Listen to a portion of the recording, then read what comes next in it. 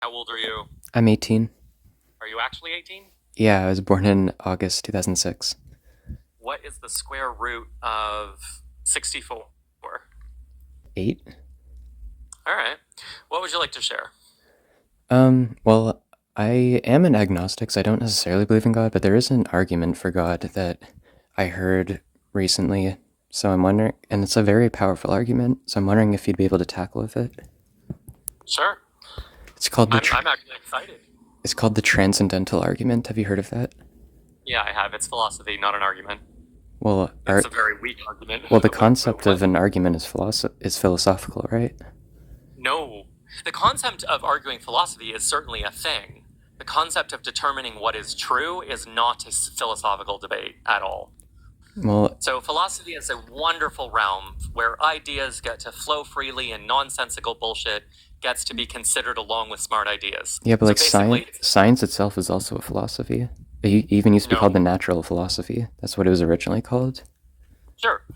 Listen, I will concede that philosophy can lead to science. So, philosophical questions that we can't answer can lead us to the scientific method. The scientific method is a process. It's an actionable behavior. It's steps that we can take, and it doesn't matter, sort of who does it, when they do it, where they do it. If the results are consistent, measurable, repeatable, etc., even just through something as simple as observation. So, science is not a philosophy. Like the Yeah, polar opposite I of a mean, philosophy. we can get to that, but like, Sure. if I'm to state the argument, it would basically be that there are metaphysical realities that exist, like metaphysical principles beyond the supernatural world, like the laws of logic, that you can't Yeah, really account for unless you metaphysically base them on a god. So how would you answer that? Because like you can't that's really all philosophy and not based in reality in no, any because like way. look, So when you want it, you please don't can't. speak over me. Oh, sorry. When if you want to discuss metaphysics, you're discussing a philosophical concept. So you're having a debate with someone about something that you've defined the parameters of. You've said this is the thing that we're talking about. But the thing that you're talking about has no basis in reality. None. But So if like, you have found this argument compelling, I got to tell you, I was really excited because you said that you found it a compelling argument. I don't find this compelling at all. It's basically making shit up. It's deciding I'm going to talk about metaphysics. We're going to delve into the world of metaphysics. I'm already establishing that that's a thing, and then using philosophy to then I don't know, fill in the blanks that meet the guidelines of the thing that you just made up. yeah, but like, That's why philosophy doesn't lead to truth, and that's why philosophy is a terrible, terrible place to debate when you're trying to determine what's real. what is truth absent of philosophy or metaphysics? Like, Truth is what even is truth is truth? what truth is what comports with reality and facts. And what's So truth is. reality? How do you determine what a Do me a fact favor and is? please stop cutting me off. Sorry. You continue to ask me questions, and then I'll say three words, and then you talk over me. And that suggests to me that you don't really care what the answer is. You want to make your point. Okay, sorry. Uh, Truth is what comports with reality and facts. The truth is what is verifiable. You can demonstrate that something is true. You can use a system, it's a scientific method. You can use a system to validate this is true, which means that absolutely every single thing that you know to be true, that actually is true, you know to be true because of science. There's not a single thing on this planet, in your life, in this world, that you know to be true because of philosophy. Nothing. So if you want to argue about gods, yeah, it's a fun world to play with. You could do the same thing with mermaids and Jedi. Philosophy allows that to be a thing. Science does not. So if you're saying that you have found this argument that you have found compelling, I don't find it compelling in any way. I think it's asinine and stupid. But if someone is presenting this to you, I would ask them to pause, pack up the premises that they created in order to make this nebulous argument plausible, and only talk to you about what is true. Only talk to you about what is verifiable. That's how we come to truth. And then there's the other caveat of how do we know gods aren't real? We've got a really, really solid, a really, really good way to know gods aren't real. How do we know gods aren't real? Okay, can I give like an example of like wait, first of all, like you said, we can know what is true just by what is verifiable, absent of philosophy, but how can you know what makes something verifiable without philosophy? Like, how do you know that science is true? How can you trust your senses? etc. But You're also, not trusting your senses. How but can you tell? The thing is, I don't think that I can have this conversation because you desperately want to argue with philosophy. And I don't care about philosophy in any way. I think it's dumb. When you're young, philosophy is this wonderful, wonderful, broad spectrum gray area. It is a nebulous area where you can ask yourself big picture questions. How do we know that science is true? That is a profoundly stupid question. It is heavily suggestive that you don't know what science is. What it is is. science? It's a study of the natural world, Sure. and So I it's a like. noun, I know but we're going to science. treat it Like, like it's a we're going to treat it like it's a verb. It is a process. So how do we know that it's true? Because we can measure that it is true. yeah, but then again, how can we know how measurements are accurate and which measurements give us truth? Like, how do So we if know you and that? I do the same study and you and I get the same answers, am I supposed to say to you, well, you can't trust your own senses just because you saw the same observable results that I saw and I saw the same observable results you saw? Neither one of us can trust our senses because we can't determine that our senses are reliable. That's Well, not true. We can absolutely determine that they're reliable. Stop. I cannot stress this to you enough. And I realize you're 18, and that's probably a bit of a struggle. Stop using philosophy. At every defense, everything I have said, your response has been, well, philosophy. None of that is helpful. It's getting you 0 inches. You have moved, you've progressed in no way. Philosophy is it is a wonderful realm to make up shitty ideas, and it is a terrible realm to find truth. Also, if you want to know how we know gods aren't real, we are very, very aware that we made them up. What statistical percentages do you think that Harry Potter created the universe? Is it like, plausible? Is it possible? Is it 0%? Is it 100%? Is it 0.1? What is the statistical plausibility that Harry Potter created the universe? I mean, very improbable, basically zero. It's not basically 0, it's 0. He's a fictional character that we know the origin of his creation. We know that he was invented. And we know this for gods as well. Yeah, I We mean, a know brain. that they were invented by people. We know that they were plagiarized by people from one religion to another religion. We are very aware of them being just like mermaids and leprechauns and every other mythological creature, we are the authors of these creatures.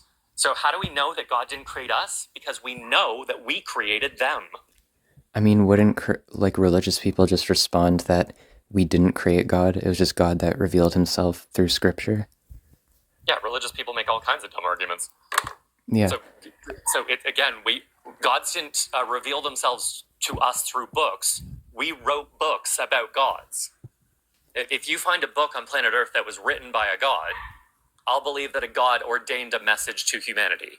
But as long as these books are being written by men, it's just us making shit up. And we're yeah, aware of it. Like, we know we did. Like, yeah, Jesus was Dionysus. The Yahweh was Zeus. We are very aware of these characters being fictionalized, and they're fucking Jedi, dude. yeah. I They're mean, not real. I guess where we kind of disagree is, I would consider science to be a philosophy. Like, how can you even Yeah. think about anything absent of philosophy? Philosophy is literally just. I mean, the word philosophy itself, philo means love. Dude, just stop. Just stop. Your brain hasn't fully developed, and I don't care. I know that and I know because I was your age once. I know that when you are understanding new concepts or new ideas that seem robust, they seem brilliant and they seem huge. They seem like good places to put your energy in. And as a young person, I'm not even saying that they're not. I'm not discouraging you from using philosophy in your life. But as far as having a debate about truth and reality, dude, like, I don't care. I cannot emphasize how much I don't care. It is like religion needs to use philosophy and use a 3-step system in order to demonstrate that a god is even plausible. This Yeah, is what you're talking about. I mean, I'm not. Name anything that is real, anything from the sun to a chair to love to empathy to war. Name anything that is real. Nothing requires you to use philosophy to demonstrate its truth. Nothing. Yeah, but like again, going back to what I said, you have to use philosophy to even know what No, the real fuck you means. don't. Like, No, or the like, fuck you how don't. can you? How does philosophy teach you what is real? Well, it doesn't necessarily teach you, What but you need to system? use it to What have an idea. system? What test do you use in philosophy to determine that something is real? Well, saying test is like a scientific term. You wouldn't test things or do studies in philosophy. I don't know. What philosophical methods do you use to determine what is real? Well, you use logic. That's the philosopher's toolbox. Logic is not a philosophy. Logic is a science. That's how you can get a fucking PhD in it. Yeah, and again, I'm not dissing science. You can study it for years to develop the skills, learn how to do it, improve your skills, and then get a fucking PhD in it. I know. I mean, again, I'm not dissing science. Like I'm in a major in physics currently. So like, you need to desperately not understand what science is, but you're certainly not dissing it. I think I do understand what it is. Again, I'm in a science degree right now. You say that science is a philosophy, you do not understand what science is. Science is the antithesis of philosophy. Or maybe, what if it's you that doesn't understand what philosophy is? Could that be true? It's plausible, but I'm twice your age, so I doubt it. I mean, could somebody be older and also wrong? Yeah, it's possible. Yeah. And anyway, so do you agree that the laws of logic are non-physical? Oh my God, I can't. Just answer the question. Just try answering it. It's not about philosophy. No, let's just think about it. Like, get rid of your biases against philosophy. But do you think the laws of logic are physical? Do you know what the word "stop" means? Do you have anything that you would like to share that is not philosophical? Do you have any debate, arguments, points, discussions? Is because if you want to have this discussion, fine, go have it. Go have it with someone who gives a shit. That is not me. I don't know if I can even make any statement that isn't. To share that is not philosophical. I don't know if I can. It's even possible to make a statement that isn't philosophical, because any statement you make presupposes philosophical constructs. I don't know if I can. It's even possible to make a statement that isn't philosophical, because any statement you make presupposes. Okay, I cannot fucking no. So your answer to everything is I'm just going to use more philosophy. I don't know if you're aware of this, but you are now called a philbro. A philbro is a young person on the internet that thinks that philosophy gives them profound answers. It doesn't. I feel like I have said this same message. Philosophy does not equal truth 900 times to you. And anyway, I can't. I want to debate a theist, but I don't know, like an intelligent one. Although, to be fair, your brain doesn't fully develop until you're like, what, 25? Your ability to understand concepts and ideas is going to be somewhat regulated until then. I don't know. You're Hi there. Started. Oh, that's a fun word. Are you a theist? Nope. Nope. She left. I'm hanging up on. Oh, dude, what do you want? Okay, maybe I explained it all wrong. So, dude, if you want to debate philosophy, please go do that in another live. If you don't want to debate philosophy, then share with me what you would like. But I want to be crystal clear with you. I do not fucking care about philosophy. Like, at all. And I feel like I've explained that to you like 900 times. Do you know what the word consent means? Yeah. So if I say no over and over and over again, it means no. Okay. So is there something that you would like to share that is not about philosophy? Okay, do I have your consent for one more chance to just try to explain what I said again, but more clearly? Absolutely the fuck not. Okay.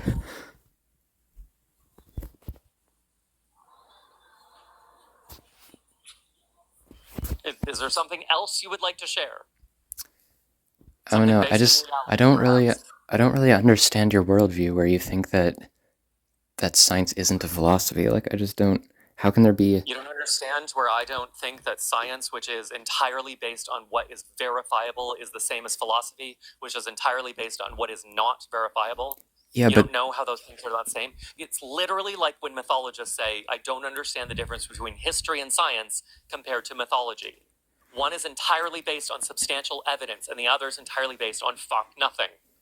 Yeah, but again, you're still thinking like too small about it, because you say that science is based on fuck nothing. Yeah, but again, you're still thinking like too small about it, because you're also still fucking doing it. Consent. No means fucking no. If you want to have this argument, I would imagine from your perspective, it's very frustrating that I won't let you have this argument.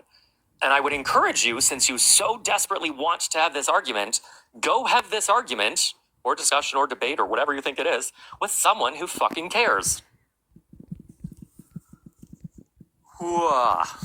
I made the Big Bang. You sure did, Rainbow, and no one can prove you didn't. Do we have to believe in God to debate it? No, I don't imagine so.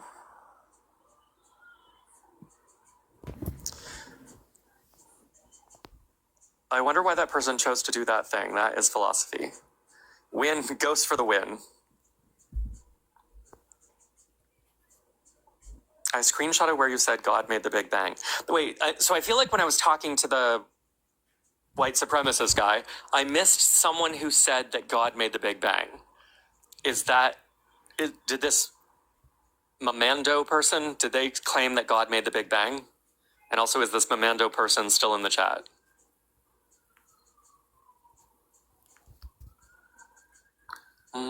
Someone did say that. Because the debate about proving God's real, right? Not really. The debate is more about the validity of using religion as a form to legislate people's existence. But, okay, like vaguely, maybe, yeah, kinda. I love debating. What are we talking about here? Theology, mostly.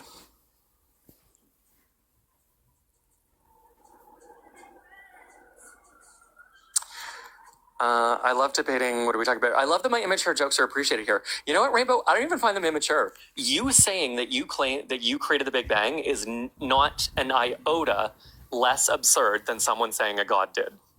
In fact, if anything, it's less absurd. You are real. You are capable of action. Hey, What's up? How you doing? I'm doing good. So, I would say that I am like an agnostic, but there is an argument for God that I've heard that like I think is really strong. So I'm wondering how you tackle with it. Is that fine? I'm an agnostic atheist, but sure, go ahead. Okay, so the argument, it goes that since there are metaphysical principles that exist, like the laws of logic, for example, they're not materially based, like they're not made out of any atoms or something. They exist beyond the physical realm. There has to be something to justify them, and so God would be just logic, you said? yeah. I mean many things like logic, knowledge, etc. But we can just use logic because it's easier to think about, I guess. So like, how can you justify the laws of logic in a materialist universe? Simple. You don't have to be a materialist. Problem solved. So the laws of logic are descriptive. They're not prescriptive. They are descriptive. They describe the things that we observe. And so if something doesn't logically make sense, we apply the laws of logic to it. So for instance, you can't have a squared circle. Well, that's because we, as humans, have determined a square is x and a circle is y. X cannot be y unless y is x. They are not, so therefore they can't be the same. That's just a description of how we go about explaining x versus y. Yeah, That's all that is. So yes, you can have that. the law of logic in that case would be the law of identity. A thing can only be itself, and it can't be not itself. Like, why is that true always? If there's no God to base it on. Because we identify what a thing is. We identified a square as something that has four sides that are two sides are parallel with each other, and it has four 90-degree right angles. That is a square. Okay, we have made that determination. That description is something that humans created. A triangle, or a circle has no sides and no angles. So a circle cannot be a triangle based on the description that we gave to a circle. So it doesn't take a fucking super genius to say, hey, a circle can't be a square. You can get a kindergartner to find out that the square peg doesn't go in the round hole unless you built the fucking thing wrong. Yeah, but those would just be examples. Those would not be the laws themselves. Like, how do you know that something cannot not be itself? The laws of logic are descriptive because we describe what we observe with it. Yeah, but like, why is it that what we observe is universally true? Like, why does everything follow these universal laws? Because we gave description to these things, and so we hold to those description of these things. That's that simple. We humans observed. We humans defined.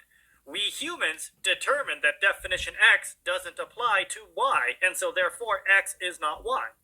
That's not that hard to fathom. But like, how can you know how to determine things that are true or even what truth is if there isn't, if it's like unjustified?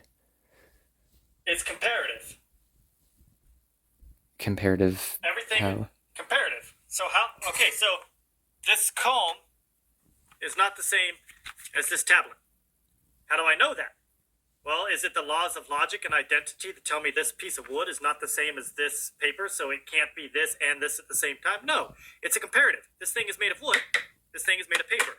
So I can say these two things are not the same thing.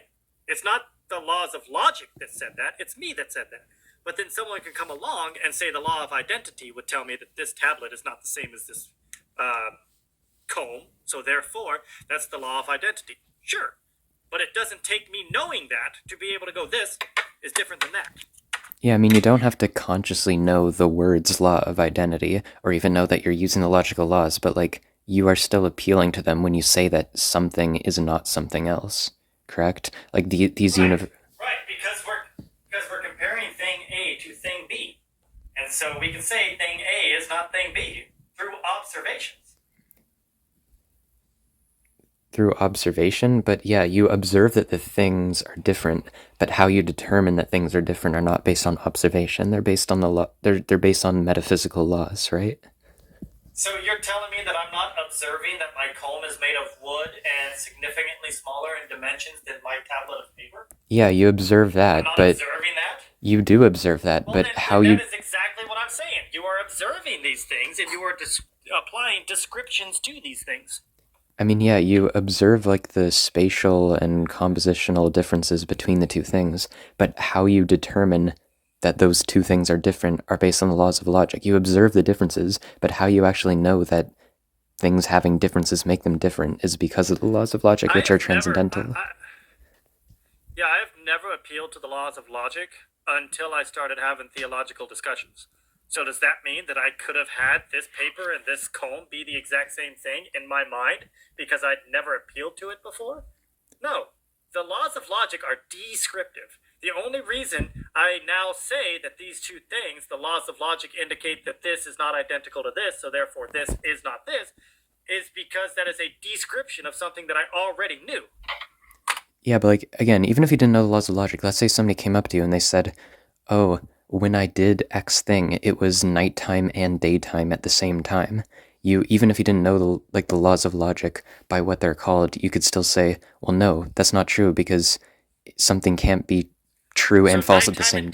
So nighttime and daytime are. Yeah, I mean, that's a also bad example because it's like That's a terrible example. yeah, that's a bad. I don't agree with you. It was a bad example, I know, because it's like a spectrum between day and night. But basically, like, it's just an example for if somebody told you that they were doing something, but it was contradictory, like something was true and false at the same time. That can't be true, even if So this. if someone came on my door and knocked on my door and said, "Hi, I'm currently standing in London, England," I would be like, "No, you're not. Why?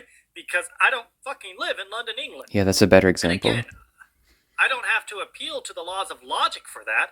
I can look at the person and observe that based on my location and I know where I'm at, their claim that they are in a totally different location has to be false because I am observing them in my location.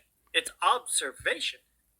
Yeah, but that is still appealing to the laws of logic because you're appealing to the law of non-contradiction. It can't be true and false at the same time that that person is in England and where you are, because where you are isn't England, which appeals to the law of identity. So even if we don't like say the laws in our mind when we think it, we're still like implicitly applying them, and they're metaphysical laws. And that's fine. And that's fine, but you still don't understand how me saying that A doesn't equal B unless B equals A is still going to be the same whether there's an arbiter that tells us that or not. It is still observable that A doesn't equal B unless B equal A.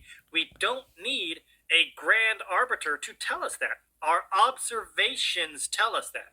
That's the best way that I can do it. It's observations that tell us these things. That's it. Yeah, I mean, we can observe examples of it, but I'm asking about the justification for those laws themselves that affect what we're observing. Okay, Like, they don't make it happen. So the laws of logic don't create things. So there is not a law of logic out there that creates both squares and circles and says these two things are not the same.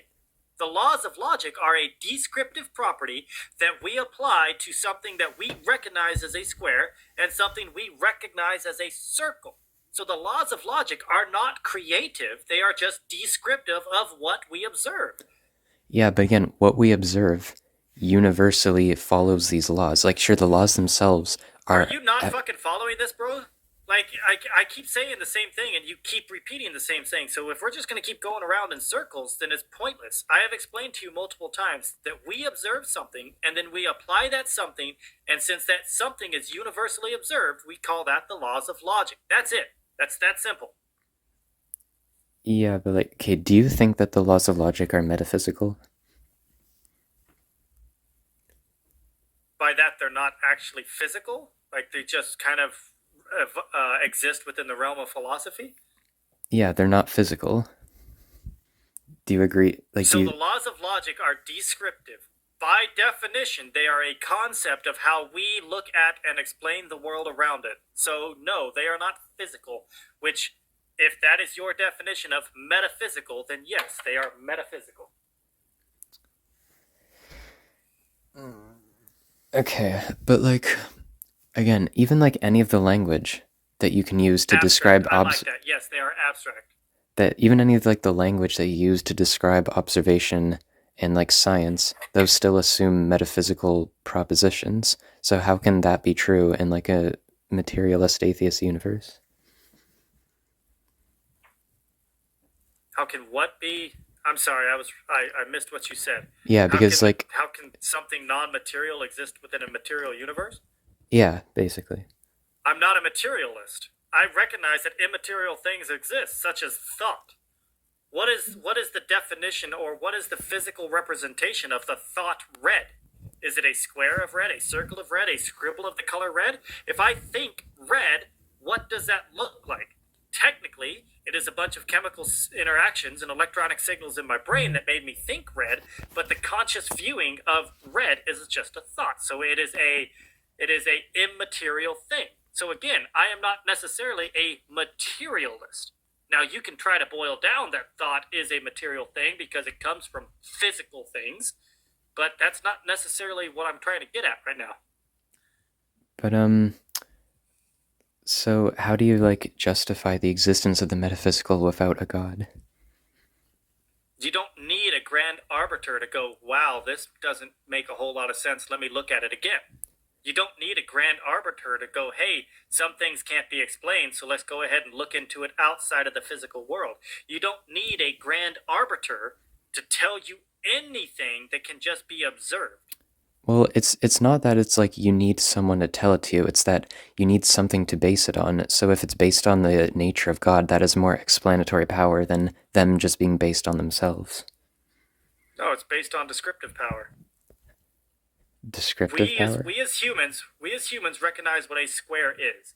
Is the term you can't have a square circle, does that mean anything to a dog? I mean, probably not because they don't understand language, but even Okay, dogs would still right. understand. The dogs would still So a dog, implicitly kind of understand the laws of logic. They still have like more if, primitive forms of reasoning. so we can recognize the idea is that a dog doesn't have the concept of a square, and therefore a dog doesn't have the concept of a square can't be a circle. They don't. That's just a. These are just concepts that we apply. Dogs don't necessarily. I don't think, unless they're higher intelligence than we recognize, I don't think dogs have logic. They have instinctual reasoning, I would say, but not necessarily logic. So dogs don't think in these laws of non-contradictory. Dogs don't think in the laws of excluded middle. Dogs don't think in these things. These are all concepts that humans, through our observation, have made and have set down as a universal concept. That's it. Yeah, I mean, dogs don't have the language to describe it, of course, but how dogs would operate, it's still they would operate within the framework of the laws of logic. Like they'd still kind of No, implicitly know it, the even if laws they of don't have the any laws of language. logic, the laws of logic are a construct, a fuck. I just said the word a minute ago. It started with the C. A conception that humans have came up with. So the laws of logic, again, don't matter to a dog because the dog isn't going to have the thought of non-contradictory. They just don't. And so the concept of the laws of non-contradictory, it doesn't matter. Yeah, I mean, It's irrelevant. we construct the language to describe them, but the things that our descriptions are describing still exist. Like the laws of logic, sure, the laws themselves, we constructed that language and that symbolism, but it still describes a reality. Like if there weren't any human minds, things would still follow what those laws describe, right? No, because again, a square is a square because a human has dictated a square is a square. A circle is a circle because a human has dictated a circle is a circle. That's it. Right? It doesn't matter who is observing it. A circle is a circle because a human at one point in time said this is a circle. That's it. Yeah, but like, So a square not being a circle is because humans don't have that idea of them being the same thing. yeah, but like for example, if there were no human minds at all, it was just like a bunch of planets in Then a space. It would, square doesn't exist. Because a square is a concept that humans came up with for something with four parallel sides, 1, 2, and then 3, 4, with 4 90-degree angles. That's it. That is but what a square is. That idea would not still exist if humans didn't exist. but like for example, if humans didn't exist, would it be true that the universe exists and also doesn't exist at the same time? Because like the law of non-contradiction, for example, it would still be true that like things exist according to what the Yeah, word but again, exists refers to. that's okay. Yes, but that is still an observation, right? The universe can't exist and not exist at the same time. That's an observation. So the universe just exists.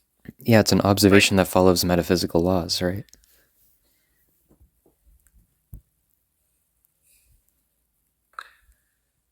So I don't understand the need for this sort of discussion on the laws of logic.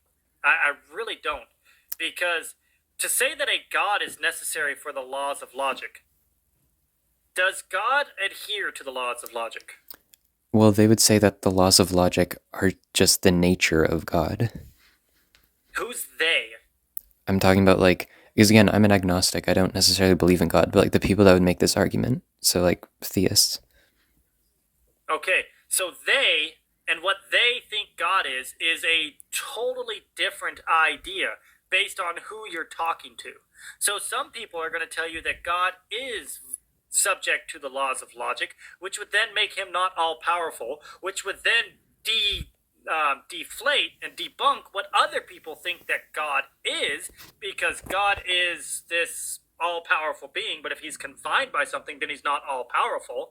But if God is more powerful than logic, then he set everything in motion to where logic is there, but he doesn't seem to be necessary for it. So you have natural understanding of these laws of logic that I have said, hey, these laws of logic are a completely natural explanation due to this, and then they add the extra step, well, it's because of God, and then cannot support the idea that it was God that made these things, so their argument goes nowhere. So what's the point of arguing with me about whether or not the laws of logic are created or if they just naturally exist?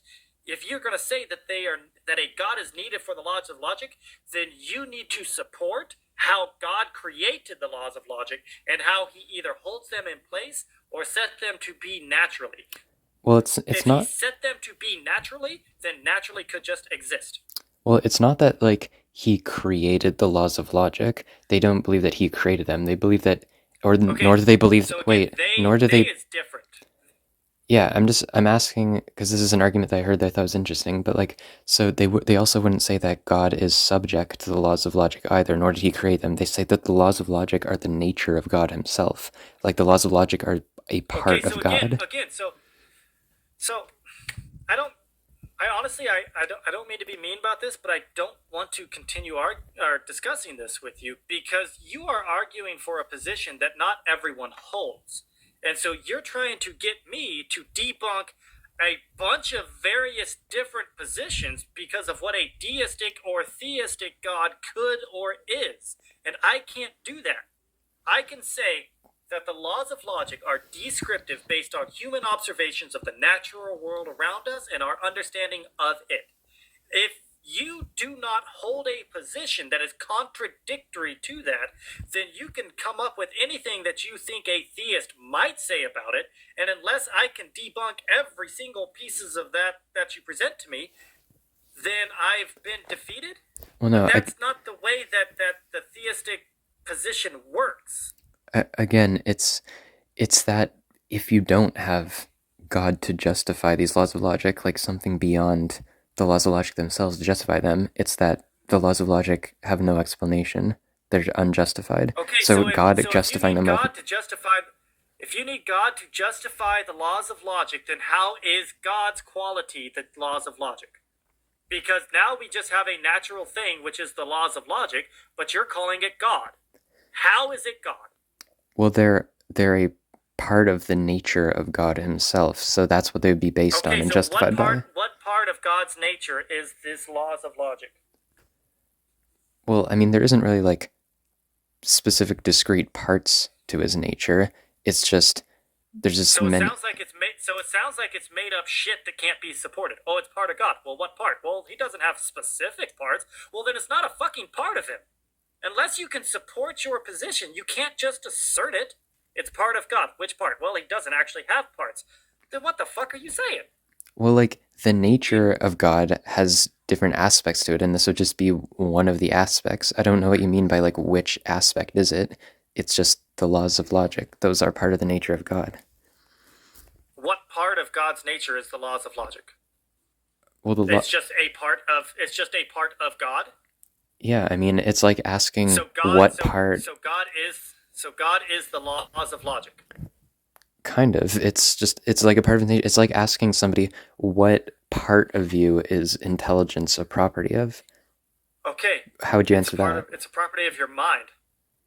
Yeah, and then they'd Intelligence is a say property of what, your mind. and then they'd say, what is your mind? What part of you is your mind a property of? And you can continue going back until it's just that's just the essential nature of you. But you're not a theist, though. So since you're not a theist, when I ask you specific questions about the God character, you have no basis to set it on. So it makes it hard to argue against you because you can't tie down specifically when I ask you what part of God is this laws of logic, and you say, well, it's just a part of God. So we can't define the God itself because as an agnostic, you probably don't believe in a God. So which definition of which God do you want to adhere to come up with this? Because Odin was a God, and Odin doesn't Odin doesn't hold the laws of logic. He is a part of a pantheon of gods, and the laws of logic exist outside of him, but he may be able to break the laws of logic if he so chooses, because that's a power that he has. So it is outside of him, but he can break it. So again, God is not a one thing. God is many different things to many different people. So if you want to come in here and say that, well, theists say this, without having a specific theological position, it makes it really, really hard for me to argue against. The definition of God that I will use is an infinite, perfect being that exists beyond the physical realm that everything else is contingent on. I'm not talking about like a man in the sky or like ancient myths or something. So the idea that there is an immaterial being that is outside of our space and time has opened up the possibility that there are infinite immaterial things outside of our space and time, which means logic itself could also be an infinite immaterial thing outside of our time and has absolutely nothing to do with that which created our universe. It could have just borrowed from it. It could be a pantheon sort of idea that here is a creator God, here is a logic God, here is a destructive God, here is a God that for some reason tells time, because we need time. So you got to have a God that knows how to tell time. And all of these gods came together and created what we know as reality. Yeah, but in that Again, case, there would still be a God. In that case, there'd still be a God or gods. Yeah, multiple gods. And these multiple gods have multiple different personalities that have... They're not themselves all perfect. They all have their own individual needs and necessities to create the world that we live in. Not to mention the fact that if you want to propose the idea that there is an infinite, all-powerful, immaterial being out there, this being has to exist somewhere, I can present an idea that there is an infinite, all-powerful being consumer that eats all-powerful beings once they become too powerful. And so God may have existed to create these laws of logic when God created the universe, but is no longer around to demonstrate this God's needs anymore. So the laws of logic just become part of nature as we observe it, because God got consumed by the giant God-eating worm. Like, what's the point of having the argument if you can't narrow down specifically what you're arguing for? What do you mean that like God would have to exist somewhere? Because somewhere is a description of space, but wouldn't God exist like beyond space? Because he would exist in metaphysical space. How did God exist if there was nothing for God to exist in? Well, he wouldn't exist in the context of our physical reality. He would exist in a metaphysical realm, but in our physical reality, we would use space to describe where things live. But that wouldn't necessarily have to apply to God, right? It would, because this thing has to exist somewhere. If it exists, it has to exist somewhere. If it is immaterial, then you need to then try to say how this immaterial thing that exists outside of all things everywhere somehow created all things everywhere. How did an immaterial thing create material existence? I mean, I guess the answer to that would be, like, I don't know. Just as if you're an atheist, there'd be many answers you have to say I don't know to. But in the end, right, isn't that just it?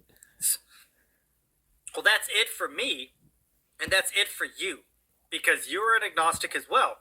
And this is why I said it's pointless for me to have this argument with you, because you recognize that you don't know. A theistic person will not hold that same recognition, because a theistic person will claim that their God is the end of the line. There can't be infinite regress, so there has to be an end of the line somewhere, and that end of the line is my God. And I can argue against that all day long. But you can recognize that you don't know. And since you don't know, I can't argue against an I don't know position with another I don't know position. It's kind of impossible. Yeah, that's true. I have another question, though, if that's fine. It's kind of somewhat related, but do you believe that, like, consciousness is physical? Or, like, sentience? Or our subjective experience? What do you mean by... Like, is it just based on chemical reactions in our brain? Or do we have souls? Yes. I don't believe that we have any souls, no. I do not see any... I guess I should say I do not see any evidence to demonstrate that we do have a soul. Everything that we can see seems to be that our consciousness is confined within our mind. Yeah, I mean, like, I find it interesting, like, learning about neuroscience and how, like, the different parts of the brain, you know, act up when certain things happen. But, like, I still struggle imagining, like, how that produces the experience itself. Like, Yep, so do I. That's why I say I don't know. And there's no evidence for a soul. So I don't believe that we have one. Oh, well, thank you for the conversation. Sorry if I was kind of long-winded or whatever. Yeah, it's fine. It's just a matter, like I said, it's hard to argue against a position that you don't actually hold. Like, and I get that you came across this in another person's debate, but I'm not debating them, and I can't set you up necessarily for how to better prepare yourself for that other than just what we got to. Eventually, it comes down to I don't know. And as a theist, they put the I don't know, they put that as God. So fight back against why do you get to make that God, and just keep pushing until they can't answer why it gets to be God, and be like, look, now you're at an I don't know too, which is the same as me, except you added a step. Yeah. I mean, if I like, I guess if I heard somebody making it to me, how I would respond to that transcendental argument is more so that there is something called the Munchausen trilemma, where like every worldview will either be infinitely regressive, a brute fact, or like circular. Although I guess a brute fact is kind of circular too, so it's more like a dilemma. So even if you were to justify logic and all these other things on God, because God itself would still be circular, so it hasn't really solved the problem of circularity, right? Yeah, the God argument is completely circular. I would say that I don't know doesn't necessarily stop the circular, but it allows us to investigate it further. Yeah, because the reasoning is that logic and knowledge and all these other things, if there isn't a God to justify them, then there's no basis to trust them because they're circular. That's not entirely true. Again, comparative. It's all about comparisons. This notebook, comparatively, is bigger than this comb. I don't need an infinitely powerful, all-knowing God to compare this notebook to this comb to know that this notebook is bigger than this comb. So my knowledge indicates these things. So why do I need an infinitely powerful God to tell me that something else is true or something else? If I have something that can demonstrate it to be true, why do I need an infinitely powerful God just to make that demonstration true? Yeah. You have that same comb? Nice. Viking Revolution. But I guess it would be like, how can you, like, yeah, you observe that, but how can you determine... Predictive properties with repetitive and demonstrable outcomes. I predict, I test it, I got an outcome. I predicted it would have the same outcome. I tested again, I got the same outcome. Predictive, repetitive, demonstrable outcomes. Yeah, That's but then... how you demonstrate something to be true. But then again, we can keep on going back forward. Like, how would you know that predictive, repetitive outcomes make something more true? And then how would you know the justification for that makes that true? And so on. Because it's repetitive and it's predictive. That's the thing. Again, you don't need an infinitely powerful something to make a prediction, test that prediction, and determine the truth of that prediction. I predict. This is a new prediction. I predict that when I drop this comb, it's going to fall because gravity is a thing. I dropped the comb. Gravity is a thing. Okay? Now, there may be some other force out there that's not gravity, but the best explanation that we have right now is gravity. And so my predictive power tells me that the truth is that gravity exists, and when I drop this comb, it's going to fall. And I can make that prediction, and I can demonstrate that test every single time. And so it is true that gravity exists, or at least what we understand to be gravity exists. How is that a hard thing to understand? It's an observation. Yeah, but like, that is the observation. But how would you know that your interpretation of that observation, that because it's repetitive, why does repetition make something true? Because the moment we make a prediction that has been demonstrably proven over and over again, and it is not true, then we need to reevaluate our prediction and figure out what it is about that prediction that failed. So if I drop this comb and all of a sudden it starts flying up, yet nothing else seems to have changed, why is that? So we need to understand what it is that made gravity all of a sudden turn the fuck off. So yes, there may come a time in which everything that we know ceases to exist, and we will not be able to describe that world again. But that's not the world we currently live in, and the only thing we can do is make predictions based off of previous results, make an idea of what will happen, test it, and then demonstrate that that happened again. That's it. Yeah, but then again, the question wasn't really about like what happens if the predictions change and then something isn't predicted anymore, but it's like, if something is predictable, how do you know predictability is true? How do you know what like truth is? How do we know what constitutes truth, or what makes something true? Because truth is what best conforms with reality, as adjudicated by predictive, demonstrable, repetitive outcomes. So does that necessarily make it true? No. But if truth is being projected on me from some outside source that just tells me when I drop this comb it's going to continue dropping, but in reality it flies all the way over there and then flies back in a brief millisecond. I don't know because it's being projected on me that it's falling straight down. I don't know. All I can do is make a test. I can make a prediction, test that prediction, and get the outcome that's the exact same every time. So that becomes true. That's it. Yeah, but why does it happening again the same time make it true? Like, how do we know this? It's more like a metalogical question rather than like what happens if the predictions are false, or like what happens if like the predictions change. Okay, so it conforms with reality because it has predictive properties that can be tested and demonstrated to be true. That is why it is considered to be true. It can be predicted, and then it can be demonstrated. That's the best way to put it, Nate. But how do you know? How do you like know it? How do you know how to demonstrate truth? Like what is the demonstration? Because I know that if I fucking push the button that disconnects you, it's going to disconnect you. It's that fucking simple. Okay. So why sit here and argue about how do you know if it's true? Because I'm making a prediction, I test the prediction, and the prediction comes true. So either my hypothesis was true, or fuck all, I don't know. Like, what do you want? I don't know. I think I'm wording these questions wrong. It's just like, how do we know? Like any justification you can give for why something's true, like, oh, it's repetitive. And then, well, why do you think things are repetitive? Well, because of this reason. It goes back in. It's predictable. With repetitive, predictable outcomes. And it's what is not just repetitive, and so therefore it's true. It's repetitive and predictable to be repetitive. And you said what is true is what like conforms of reality, right? But like, what is reality? How do we know what reality is? Okay, so I'm just gonna go ahead and I'm gonna disconnect with you because all you're doing is going around bye. the circle. How do we know what reality is?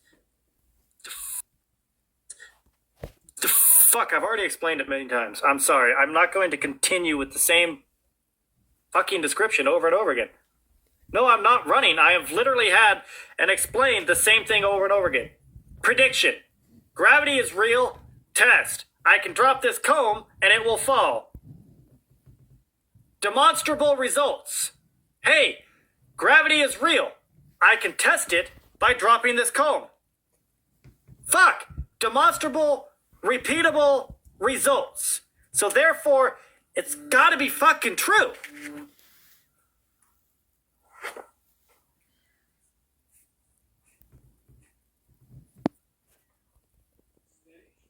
All right, let's bring up her.